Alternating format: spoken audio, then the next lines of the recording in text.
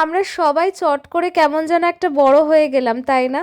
ছোটবেলায় কত এক্সাইটমেন্ট থাকতো এই রং খেলা নিয়ে। পিচকারি কিনতে হবে, রং কিনতে হবে, সবার গায়ে পিচকারি দিয়ে রং মাখাতে হবে, কত কিছু। আর এখন দেখো, এই যে রং খেলার জন্য 2 দিন ছুটি পেয়েছি, আমি মামনি বাপি এটাই ভেবে পাচ্ছিলাম না কোন কাজটা ছেড়ে কোন কাজটা করব। তারপরেও আমরা ছোট্ট করে একটুখানি হোলি সেলিব্রেশন করেছি। সন্ধেবেলা আমরা সবাই মিলে ঠিক করলাম একটু মেলায় যাব। যেহেতু অনেক দিন পরে ছুটি পেয়েছি, অনেকটা সময় ছিল, তাই মন ভরে সেজেছিলাম। এই দিয়ে আমাদের বনগাঁর এই খাদি মেলায় আমার সেকেন্ড দিন। আমি তো আজকে মন ভরে মেলাটা ঘুরে নিয়েছিলাম। আর এইখানকার এই দোকানটা থেকে আমি আর মামনি অনেক কিছু কিনেছি, যার হল ভিডিওটা আমি খুব শিগগিরই তোমাদের সাথে শেয়ার করব।